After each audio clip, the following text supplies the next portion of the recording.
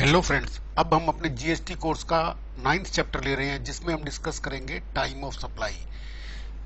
ये तीन sections CGST के तीन सेक्शंस इसमें कवर है।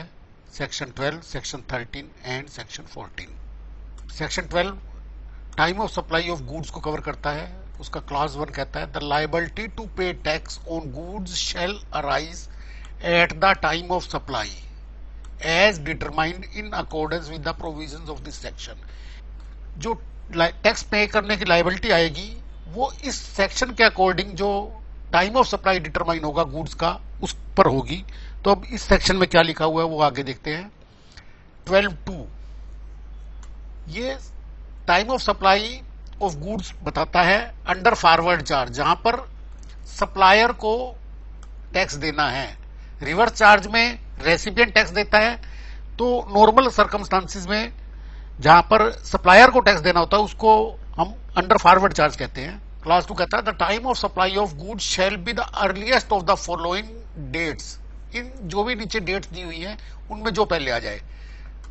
The date of issue of invoice by the supplier और the last date on which he is required under subsection 1 of section 31 to issue invoice. या तो जो वो डेट जिस डेट को इनवॉइस इशू किया है, या जो लॉ में रिक्वायर्ड है सेक्शन 31 में के सब सेक्शन 1 में, तो वो डेट, या the date on which the supplier receives the payment. Means invoice की डेट अगर इनवॉइस इशू हुआ है, या लास्ट डेट जिस डेट को इनवॉइस रिक्वायर्ड था इशू होने को वो डेट, या पेमेंट की डेट, जो भी पहले आएगी वो टाइम ऑफ सप्लाई मानी जाएगी।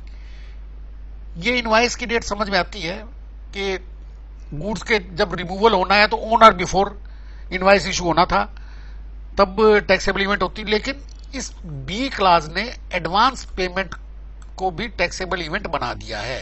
जो सर्विस टैक्स में तो देखा था, लेकिन इसके अलावा वैट और एक्साइज वगैरह में एडवांस पेमेंट पर कभी टैक्स नहीं लगता था, क्योंकि टैक्सेबल इवेंट वहां पर सेल या सप्लाई था, रिमूवल था। यहां पर भी सप्लाई है, लेकिन इन्होंने सप्लाई बाद में हो रही है लेकिन कोई एडवांस पेमेंट आई है तो एडवांस पेमेंट के टाइम ही टैक्स ले रहे हैं। इंटरेस्टिंग है, ये एडवांस पेमेंट पे टैक्स तो ले लेंगे लेकिन रेसिपिएंट उस पर क्रेडिट नहीं ले पाएगा। रीजन कि क्रेडिट तभी मिलेगा जब उसको सप्लाई मिल जाएगी। यहां कोई सप्लाई हुई नहीं है, सिर्फ एडवांस पेमेंट आई है, आप टैक्स ले रहे हैं लेकिन क्रेडिट नहीं दे रहे हैं। आगे एक प्रोविजो है कि ये 1000 ज्यादा मिल जाता है अगर इनवॉइस से, तो रेलिवेंट नहीं है, ज्यादा दिमाग नहीं खराब करेंगे। वैसे अदरवाइज भी ये सेक्शंस बहुत प्लेन है, तो हम बहुत ज्यादा निटिग्रिटीज में नहीं जाएंगे, एक सिंपल रीडिंग ले लेते हैं। इसमें दो एक्सप्लेनेशन है। For the purpose of this class A and B, जो पहले हमने पढ़े थे, supply shall be deemed to have been made to the extent it is covered by the invoice और as the case of payment. जब आपने पहले ही बोल दिया कि टाइम ऑफ पेमेंट सप्लाई है तो ये एक्सप्लेनेशन का कोई पर्पज नहीं है, ठीक है, डाली है। For the purpose of class B, the date on which the supplier receives the payment shall be the date on which the payment is entered in his books of accounts और the date on which the payment is credited to his account whichever is earlier. बड़ी obvious सी बात है, चाहे bank में आ गई चाहे आपकी बुक्स में आ गई, पेमेंट वही डेट है जो पहले आ गई।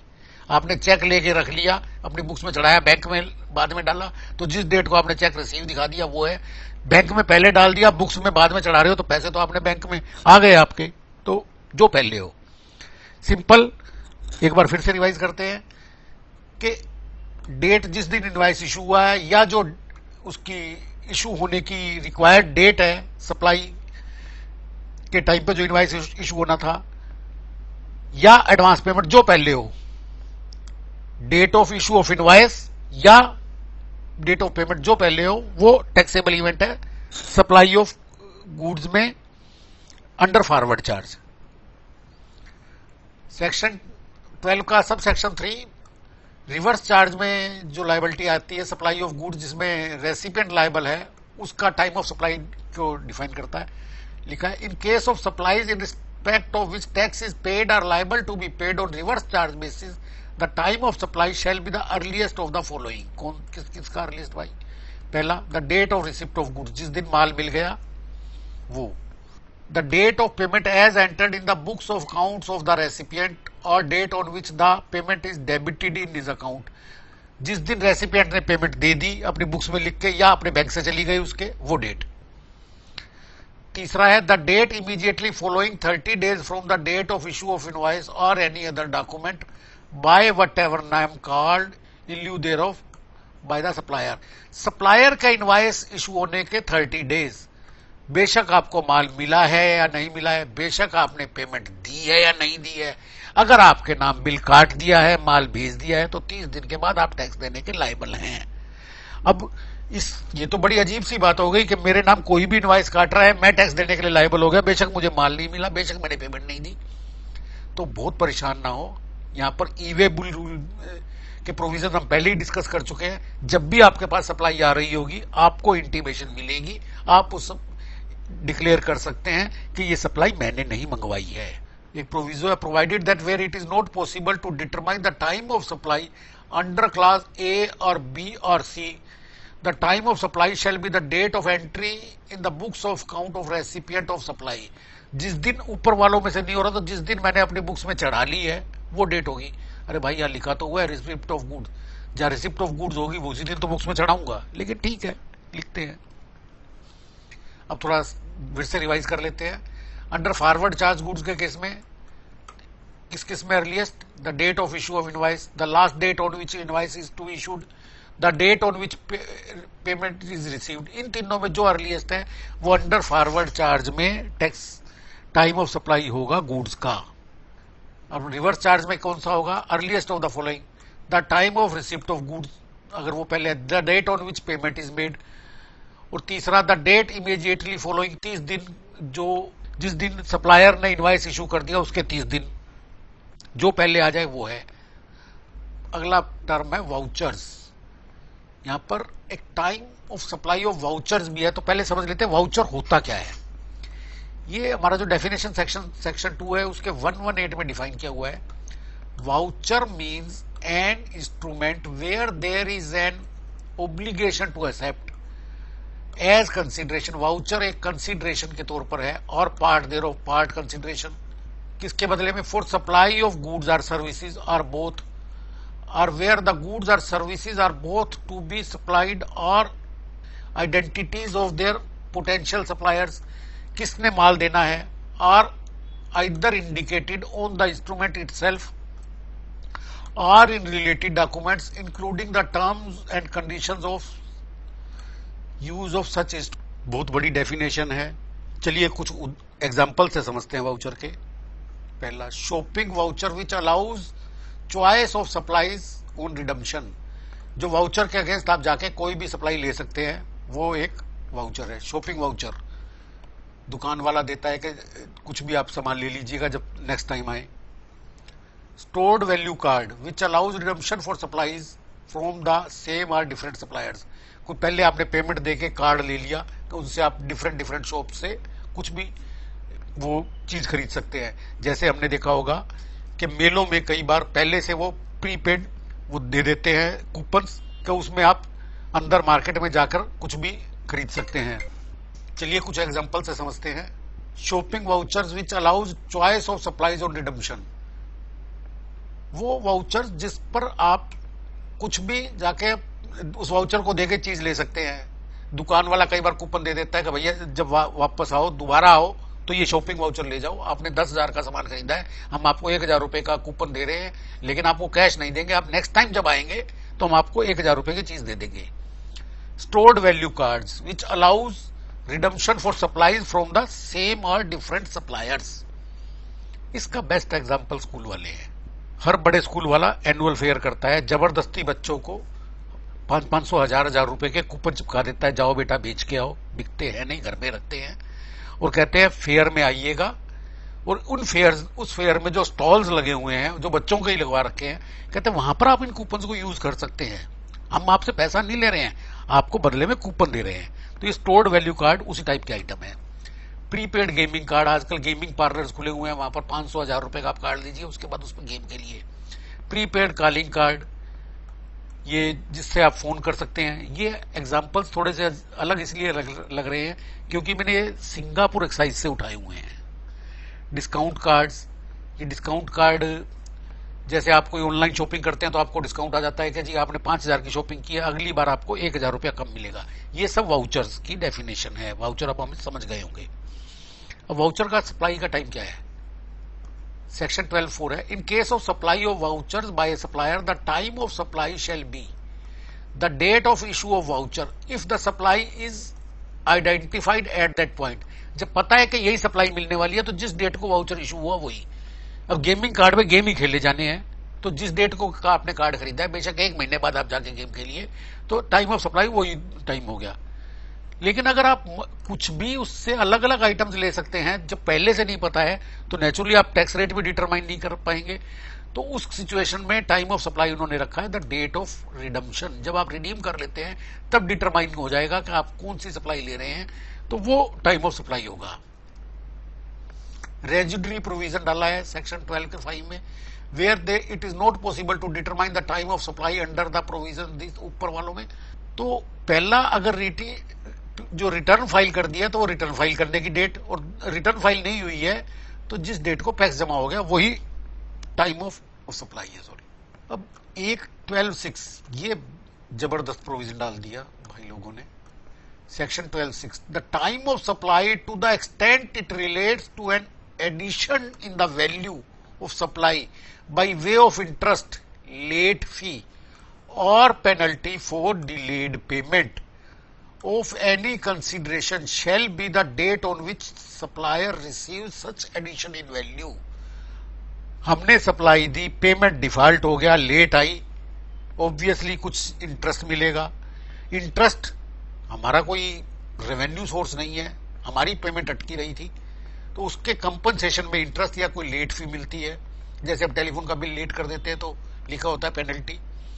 अब इस पर भी वो टैक्स चार्ज कर रहे हैं। ये मेरे मेमोरी में आज तक किसी लेवी में इंटरेस्ट या लेट फी जो कंसिडरेशन आता था उस पर मैंने नहीं तो देखा है, क्योंकि ये हमेशा कंपनसेटरी होता है, ये रेवेन्यू सोर्स नहीं होता। जैसे मैंने आगे लिखा भी है कि नेचर जो है इंटरेस्ट की और लेट फी की, ये कंपनसेटरी होती है, ये कंसिडरेशन सप्लाई का नहीं होता। मेरा पैसा रुका रहा है इसलिए मुझे वो मिल रहा है। ये आर्बिट्रेरी प्रोविजन है, ये बिल्कुल भी अगर कोई चैलेंज करेगा तो सस्टेनेबल नहीं है।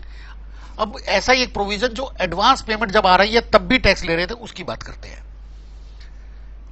एडवांस पेमेंट अगर पहले आ जाती थी एक्साइज में, वैट में, तो उस पर जो नोशनल इंटरेस्ट होता था कि आपने एक लमसम बड़ा एडवांस पकड़ लिया और टैक्सेबल इवेंट बाद में आ रही है, तो अगर उसके कारण क्योंकि पेमेंट एडवांस में आई है तो टैक्सेबल वैल्यू अगर कम हो रही है तो ये नोशनल इंटरेस्ट पर एक्साइज या वैट वगैरह चार्ज हो जाता था। लेकिन उसमें ये शो करना होता था कि इस एडवांस आपकी जो एडवांस रिसीट है वो आपकी टैक्सेबल वैल्यू को इफेक्ट कर रहा है। Tax chargeable if results reduction in taxable value, अगर एडवांस पेमेंट टैक्सेबल वैल्यू को रिड्यूस कर रहा है तो अब इन्होंने ठीक है डाल दिया प्रोविजन। अब वो एडवांस पे जो लिटिगेशन होते थे कि ये इसको रिड्यूस कर रहा है या नहीं कर रहा है, या नोशनल इंटरेस्ट कैसे कैलकुलेट करें, तो ये प्रोविजन बिल्कुल सर्टेनली उन लिटिगेशन को कम कर देगा। क्योंकि अब आप टैक्स ही पहले ले लेते हो तो नोशनल इंटरेस्ट का सवाल ही नहीं रहा, आपने कवर कर लिया नोशनल। लेकिन एक तरफ अब जब एडवांस पेमेंट आ रही है तब टैक्स ले रहे हो, आप ये मान रहे हो कि एडवांस पेमेंट आ जाने से मुझे इंटरेस्ट का फायदा हो रहा है, तो जो मेरी पेमेंट अटकी हुई है वो मेरा कंपनसेशन है, मेरी जो मेरे को लेट पेमेंट मिल रही है उस पर आप टैक्स कैसे ले सकते हो। दोनों प्रोविजंस आपस में एक दूसरे के कंट्राडिक्टरी है, एक साथ दोनों को रखना बिल्कुल इलॉजिकल है। ये बिल्कुल आर्बिट्रेरी प्रोविजन है। जब भी सुटेबल लिटिगेशन में ये जाएंगे हायर फॉर्म पे, रिट कोर्ट में, मेरा पक्का मानना है कि ये दोनों में से एक जरूर स्ट्रक डाउन हो जाएगा। एंड मोस्ट लाइकली बाद वाला ये लेट फी और इंटरेस्ट पे जो मांगा हुआ है ये चला जाएगा। ये जब प्रोविजन पढ़ते हैं तो एक बहुत पुरानी जो महाभारत से चली आ रही है कहावत वो याद आती है, जिसमें लिखा था कि राजा को एक शहद की मक्खी की तरह होना चाहिए शहद की मक्खी जैसे फूल से रस चूसती है उस तरह से होना चाहिए, जिससे राज्य का काम भी चलता रहे और फूल को कोई तकलीफ भी ना हो। ये महाभारत में वेद व्यास जी ने कही, फिर कौटिल्य ने अर्थशास्त्र में लिखी, उसके बाद डॉक्टर जस्टिस आर के अग्रवाल ने इलाहाबाद हाईकोर्ट में कही, अभी पीछे पीछे मोदी जी ने अपने भाषण में कही, जिसको जेटली जी 2016 तक ढोल बजाते रहे, लेकिन ये प्रोविजन देखकर लगता नहीं है कि आज के दिन इस गरीब फूल की किसी को परवाह है। चलिए आगे चलते हैं। Time of supply of services section 13 में है, सिमिलर प्रोविजन है। The liability to pay tax on services shall arise at the time of supply as determined in accordance with the provisions of this section. वही same बात है कि जैसे यहां determine होंगे। फॉरवर्ड चार्ज में 213 का, the time of supply of service shall be the earliest of the following dates. पहला, the date of issue of invoice by the supplier if the invoice is issued within the period. अगर within time invoice issue कर दिया है तो वो date of issue of invoice, और the date of payment whichever is earlier. अगर payment आ गई है या टाइमली इनवाइस इशू कर रहा है तो उसमें जो पहले। अगर टाइमली इनवाइस इशू नहीं हुआ है तो जिस डेट को सर्विस प्रोवाइड कर दी है या जिस डेट को पेमेंट आ गई है। अगर टाइमली इनवाइस इशू हो गया है तो इनवाइस की डेट या पेमेंट दोनों में से जो पहले। अगर टाइमली इनवाइस इशू नहीं हुआ तो जिस दिन सर्विस प्रोवाइड हुई या जिस दिन पेमेंट आई, इनमें से जो पहले है। तीसरा प्रोविजन है, the date on which the recipient shows the receipt of service in his books of account. वहां पर जहां पर ए और बी लागू नहीं होते, वहां पर जिस दिन रेसिपिएंट ने अपनी बुक्स में सर्विस की रिसीट दिखा दी। ए और बी अगर लागू हो रहे हैं तो ये सी लागू नहीं होगा। एक प्रोविजो भी है, ये ऊपर वाले जैसे ही कि इनवाइस से ऊपर 1000 रुपया, कोई मतलब नहीं है, छोड़ दीजिए। The supply shall be deemed to have been made, ये फिर वही गुड्स वाला है कि जिस दिन बैंक में अकाउंट आई या अकाउंट में चढ़ी, जो पहले हो। अब इसको थोड़ा सा फिर से रिवाइज कर लेते हैं। Time of supply of under forward charge, जहां पर सप्लायर टैक्स देने के लिए लायबल है। If the invoice issued within time limit, अगर इनवाइस टाइमली इशू हो गया है तो डेट ऑफ इनवाइस और date of receive of payment जो पहले हो। अगर टाइमली इनवाइस नहीं इशू हुआ है तो date of provision of service और date of receipt of payment. अगर ये दोनों ए भी लागू नहीं होते तो जिस दिन रेसिपिएंट की बुक्स में रिसीट दिखाई हो सर्विस की। Reverse charge 13(3). In case of supplies in respect of which tax is paid or liable to be paid on reverse charge basis, the time of supply shall be the earliest of the following dates, namely the date of payment as entered in the books of accounts of the recipient or date on which the payment is debited in his bank account। भी जिस दिन recipient of service payment दे दे, ये reverse charge की बात कर रहे हैं। या सप्लायर ने जो इनवाइस इशू कर दिया उसके 60 दिन के अंदर जो पहले हो, जिस दिन रेसिपिएंट पेमेंट दे दे, या सप्लायर ने जो इनवाइस इशू किया हुआ है उसके with in 60 days.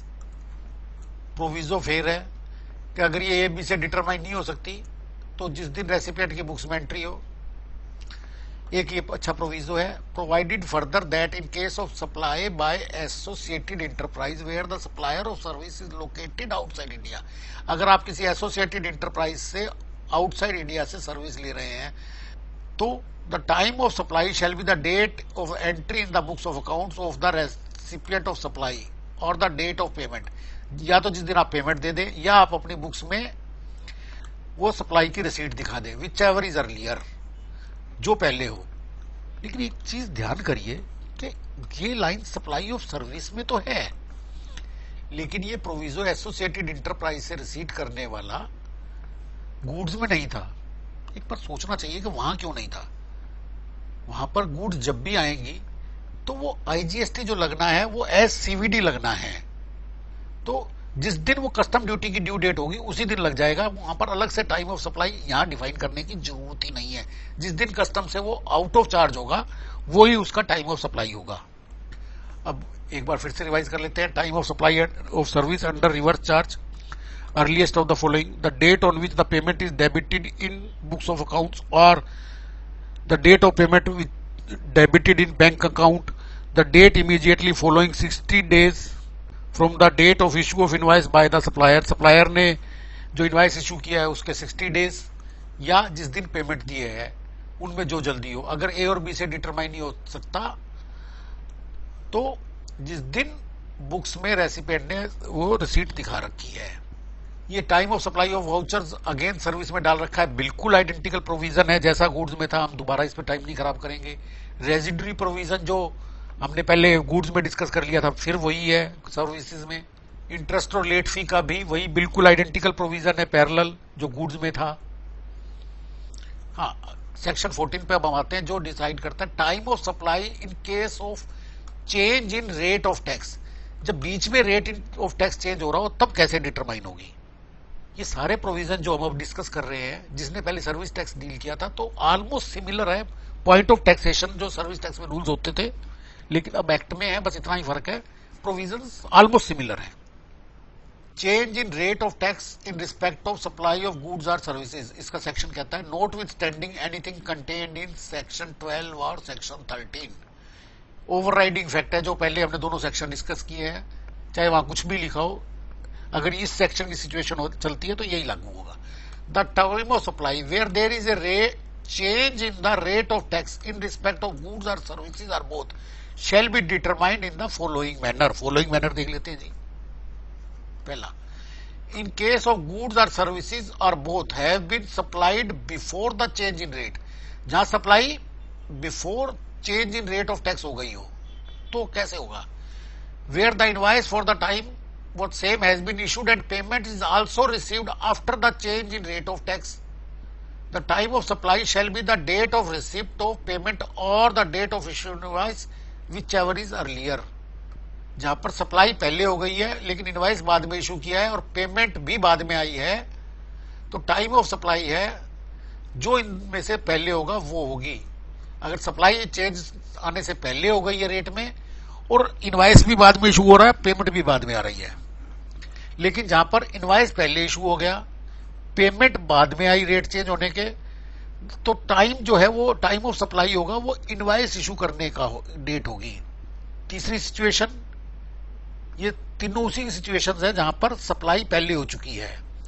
Where the payment has been received before the change in rate of tax, payment पहले आ गई, इनवाइस बाद में इशू हुआ, तो time of supply shall be the date of receipt of payment. तीनों सिचुएशंस कवर हो गई, जहां पर दोनों चीज बाद में आई, जहां पर इनवाइस पहले इशू हो गया पेमेंट बाद में आई, जहां पर पेमेंट पहले आ गई इनवाइस बाद में आया, जहां पर दोनों चीजें सप्लाई के बाद रेट चेंज होने के बाद हुई हैं वहां पर दोनों में से जो पहले हो जाए, चाहे वो इनवाइस इशू चाहे वो पेमेंट। जहां पर इनवाइस पहले इशू कर दिया पेमेंट बाद में आई तो डेट ऑफ इनवाइस, पेमेंट पहले आ गई लेकिन इनवाइस बाद में इशू हुआ तो receipt of payment. In case B है, इन केस द गुड्स और services are both have been supplied after the change in rate of tax, जहां पर रेट चेंज होने के बाद में गुड्स सप्लाई हुई है। इससे पहले एक छोटा सा पॉइंट हम क्लियर करने के लिए बात कर लेते हैं। यहां पर हमने ये बात की कि जहां पर गुड्स पहले सप्लाई हो गई फिर वो कंडीशंस डिस्कस की, ये एक चीज ध्यान कर लीजिएगा, यहां पर जहां पर गुड्स पहले या सप्लाई पहले हो गई है तो कोई या तो इनवाइस या पेमेंट एक बाद में होनी चाहिए, तभी ये सेक्शन 14 में कवर होता है। मींस सप्लाई तीन आइटम्स हो गए, एक सप्लाई ऑफ सर्विस या गुड्स, एक इशू ऑफ इनवाइस और एक पेमेंट। तीनों में से अगर तीनों बिफोर है तब सेक्शन 14 की कोई एप्लीकेशन नहीं है, तीनों आफ्टर रेट ऑफ चेंज है तब भी सेक्शन 14 की कोई एप्लीकेशन नहीं है। ये तभी अप्लाई होगा जब इन तीनों में से कोई एक पहले और बाकी दो बाद में या फिर वाइस वर्सा हो। फिर से आगे चलते हैं। इन केस द गुड्स और services are both have been supplied after the change in rate of tax, where the payment is received after the change in rate of tax but invoice have been issued prior to the change in rate of tax।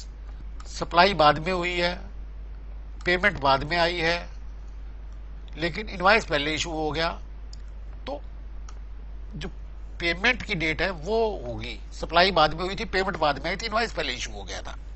Supply बाद में हुई है लेकिन दोनों invoice भी पहले issue हो गया, पेमेंट भी पहले आ गई। The time of supply shall be the date of receipt, जो पहले हो जाए, रिसीट ऑफ पेमेंट या date of issue of invoice, जो पहले हो वो हो जाएगा। फिर जहां पर सप्लाई बाद में हुई है, where the invoice have been issued after the change in rate of, invoice बाद में इशू हुआ है, पेमेंट पहले आ गई थी। तो date of issue of invoice है, जो इनवाइस की डेट है जो बाद में इशू हुआ है सप्लाई के साथ, वो डेट होगी। प्रोविजो दिया हुआ है और एक एक्सप्लेनेशन है। Proviso that the rate date of receipt of payment shall be the date of credit in the bank account if such credit in the bank account is after 4 working days from the date of change in the rate of tax. ये क्यों लिखा हुआ है? अगर हम ये समझ जाएंगे तभी याद रहेगा। रेट चेंज हुआ 10 तारीख को, मैंने कहा मुझे 9 तारीख को चेक आ गया था, लेकिन मेरे बैंक अकाउंट में 14 तारीख के बाद क्रेडिट हो रहा है, तो मेरी 9 वाली बात नहीं मानी जाएगी। फिर वो रसीद तभी की मानी जाएगी जिस दिन बैंक अकाउंट में क्रेडिट हुआ था। आप समझ सकते हैं वो किस चीज को कवर करना चाह रहे हैं। अगर आप ये कह रहे हैं इंटरवीनिंग पीरियड में, ट्रांजिशनल पीरियड जब रेट ऑफ चेंज हो रहा है, तो आपके बैंक अकाउंट में वो पेमेंट अगर आप पहले दिखा रहे हैं तो 4 दिन के अंदर आ जानी चाहिए। तो अगर बैंक अकाउंट में नहीं आई, आपने बुक्स में रिसीट दिखा दी कि मेरे को पास पहले आ गई थी, तो वो बैंक अकाउंट की डेट मानेगा, आपकी अपनी रिसीट नहीं मानेगा, आपके जो बुक्स में चढ़ाई हुई। Explanation, the date of receipt of payment shall be the date on which the payment is entered in the books of accounts of supplier or date on which the payment is credited in obvious